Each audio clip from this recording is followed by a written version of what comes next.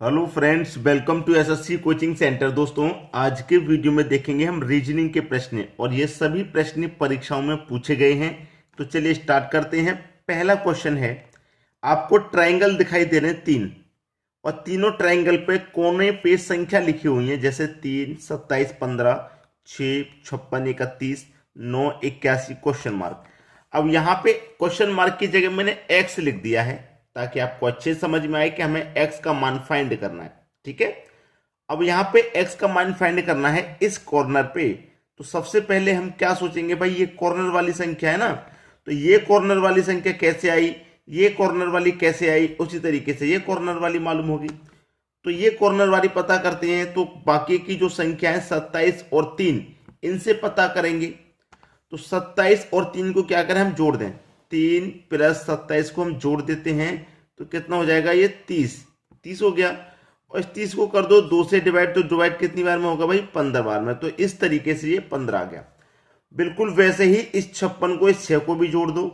6 + 56 कितना हो जाएगा भैया, 62। इसको भी 2 से डिवाइड कर दो तो कितनी बार में जाएगा, 31 बार में जाएगा। 31 मिल गया। बिल्कुल इसी तरीके से इनको भी जोड़ दो। 9 + 81 कितना हो जाएगा भाई, 90 हो जाएगा। इसको भी 2 से डिवाइड कर दो, कितनी बार में जाएगा, 45 बार में जाएगा, 45 टाइम्स। 45 आपके प्रश्न का बिल्कुल सही जवाब है। क्लियर है सभी को। चलिए अब देखेंगे अगला क्वेश्चन। अगला क्वेश्चन है, दिए गए विकल्पों में से विषम को चुनिए। हमारे पास 4 ऑप्शन हैं। इन चारों ऑप्शन में से हमें कोई एक जो अलग है वही पहचानना है। किस तरीके से अलग है, कौन सा विषम है, वही पता करना है। तो इतना आसान नहीं होता इन क्वेश्चन को करना, आप अच्छे जानते होंगे, आप भी दिमाग लगा रहे होंगे, पता नहीं कौन सा सबसे अलग होगा। कैसे पहचाने कि सबसे अलग कौन सा है, मैं आपको बता दूं। देखिए, आप जानते हैं कि वोवेल्स हमारे कौन कौन से होते हैं। ठीक है, वोवेल्स वोवेल्स आपको पता है, ए, ई, आई, ओ, यू, ये हमारे वोवेल्स होते हैं। अच्छे से मालूम है आपको, वोवेल्स हमारे ये होते हैं, ए, ई, आई, ओ, यू। अब देखिए, आप यहां पर देखिए कि हमारे वोवेल्स किस ऑप्शन में है। देखिए, पहले ऑप्शन में वोवेल्स दिया गया है ओ, ठीक है। दूसरे ऑप्शन में भी आई दिया गया है, हमारा वोवेल्स, आई हमारा वोवेल्स होता है।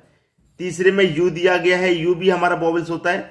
लेकिन चौथे में कोई भी हमारा वोवेल्स नहीं दिया गया। ए, ई, आई, ओ, यू, इन पांचों में से कोई भी अल्फाबेट, कोई भी यहां पर लेटर नहीं दिया गया है। तो ये हमारा विषम हो जाएगा, सबसे अलग। ठीक है, तो आपको ये मालूम होने चाहिए वोवेल्स हमारे कौन कौन से होते हैं, और आपको ये ध्यान से देखना है। इसमें भी वोवेल्स है, इसमें भी है, इसमें भी है, लेकिन इसमें वोवेल्स नहीं है, तो यही हमारा सबसे अलग हो जाएगा। क्लियर हुई बात। चलिए अब देखेंगे अगला क्वेश्चन। अगला क्वेश्चन है, 94 + 16 = 42। क्या 94 और 16 को जोड़ेंगे तो 42 हो जाएगा? बिल्कुल भी नहीं होगा। और इनका आधा अगर मैं कर दूंगा, दोनों को जोड़ के अगर 2 से डिवाइड करूंगा, तब भी 42 नहीं होगा। फिर कैसे होगा? देखिए, हमारे पास ये 9 और 4 है। पहले मैं इनका आपस में मल्टीप्लाई कर देता हूं। 9 का 4 से मल्टीप्लाई करूंगा, कितना हो जाएगा, 9 चौके 36 हो जाएगा। फिर प्लस का साइन है, प्लस ले लो। फिर मेरे पास 1 और 6 है, इनका भी आपस में मल्टीप्लाई कर दूंगा, तो 1 का मल्टीप्लाई 6 से करूंगा, 6 ही रहेगा। अब इन दोनों को ऐड कर दूं, 36 और 6 कितना हो जाएगा, 42। और हमारा 42 ही तो है, रिलेशन बन गया।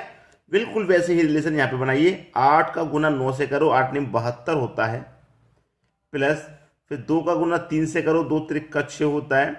अब 72 में 6 जोड़ो तो 78 हो जाएगा, और 78 ही आपको यहां दिया गया है। तो कंडीशन दोनों ही सेटिस्फाई हो गई। बस इसको भी ऐसे ही सोल्व कर लो। 6 त्रिक का 18 प्लस 4 5 20। अब 18 में 20 जोड़ दो तो ये हो जाएगा 38, यानी कि आपके क्वेश्चन का आंसर 38 है। क्लियर है सभी को। चलिए अब देखते हैं अगला प्रश्न।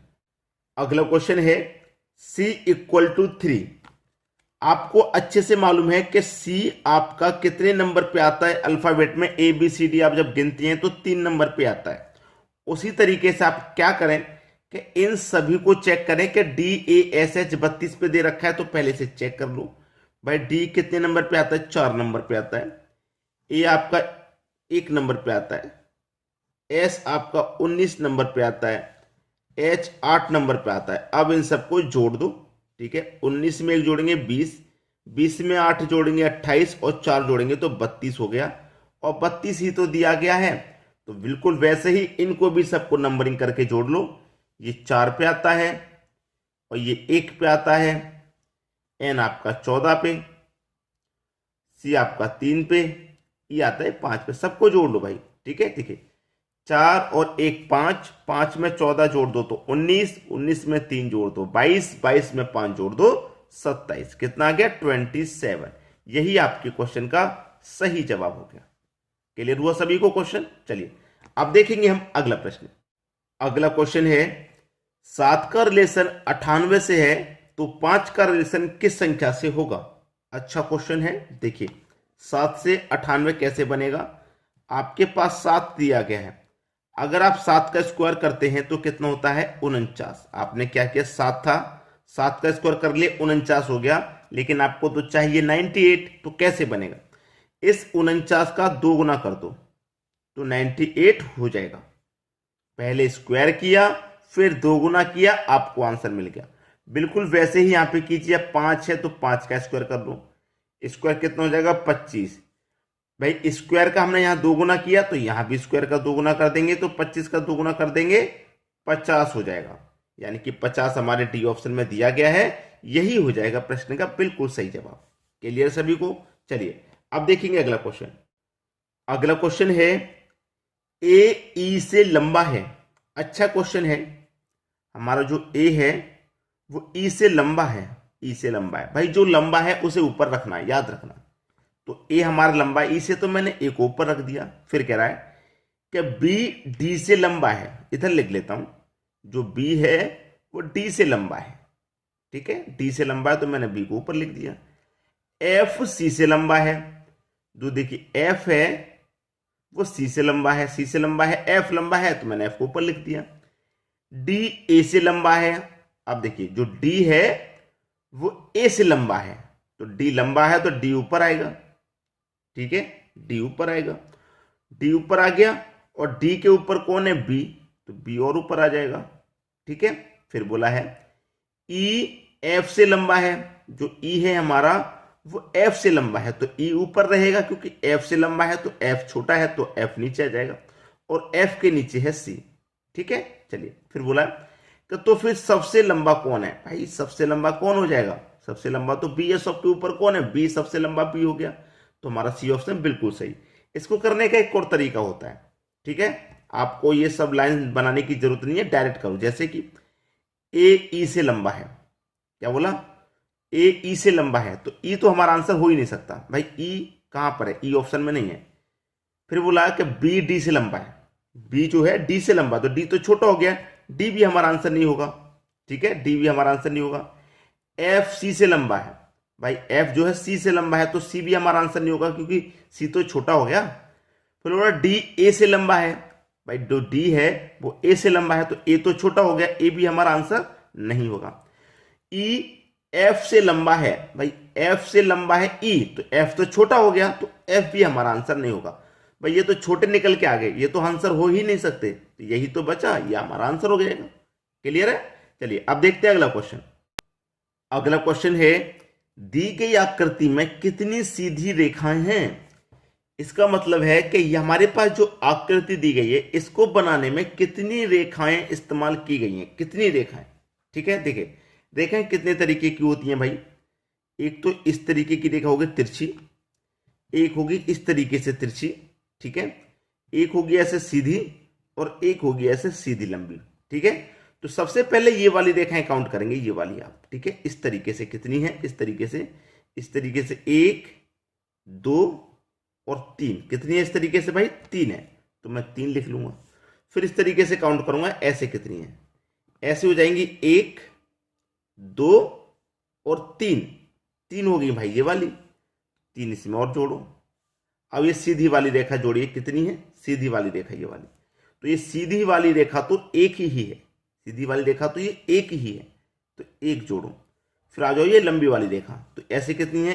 1 2 और 3 रेखाएं, तो 3 इसमें ऐड है करो, तो 3 और 3 6, 6 और 1 7, 7 में जोड़ा 3, तो इसका मतलब इस रेखाएं 10 हैं, इसमें रेखाएं 10 हैं, यानी कि ये आकृति 10 रेखाओं से बनी है। ये आपका आंसर हो गया। चलिए अब देखेंगे अगला क्वेश्चन।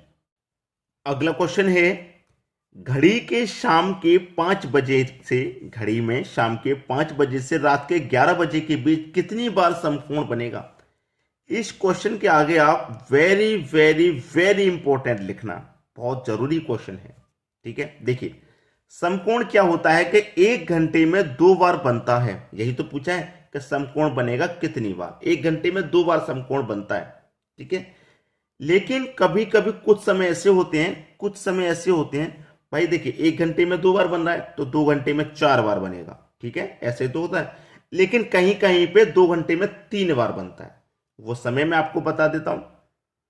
ठीक है, समय जब 2 से 4 का होगा तो 2 से 4 में 2 घंटे हो गए, तो यहां पे 2 बजे और 4 बजे के बीच में 3 बार बनेगा। ठीक है, और 8 बजे से 10 बजे तक ये भी 2 घंटे हो गए, तो यहां पे भी कितनी बार बनेगा समकोण? यहां पे भी 3 बार ही बनता है। ठीक है, अब समय दिया गया 5 से 11 बजे के बीच, 5 से 11 यानी कि 5 के बाद 6 पे आ जाओ, 1 घंटा हो गया, 2 घंटे हो गए, 3 घंटे हो गए, यानी कि 8 बजे हम आ गए तो 8 बजे तक कितने घंटे हो गए? 3। ठीक है, 3 घंटे में कितनी बार बनेगा? 6 बार, यानी कि 1 घंटे में 2 बार बनता है तो 3 घंटे में 6 बार बन जाएगा। ठीक है, लेकिन फिर आगे जब आएंगे तो 8 बजे से लेके 10 बजे तक 3 बार बनता है, 8 बजे से लेके 9 और 10, यानी कि इन 2 घंटों में 3 बार बनता है। ठीक है भाई, 8 और 10 के बीच का जो टाइम है इसमें समकोण 3 बार बनता है, इतना तो मालूम हो गया आपको। ठीक है, फिर 10 से लेके 11 तक 1 घंटा है, 1 घंटा है, इस 1 घंटे में 2 बार बनेगा। आप जानते हैं 1 घंटे में 2 बार बनता है, तो 3 घंटे में हमने 6 बार पहले बना लिया, लेकिन 8 और 10 के बीच में 3 बार बनता है, तो कितनी बार समकोण बनेगा? 6 बार यहां बना, 3 बार यहां, 9 9 2 11, यानी कि 11 बार समकोण बना। ये आपका आंसर हो गया। ठीक है, ये आपका सही जवाब है जो कि बी ऑप्शन में दिया गया है।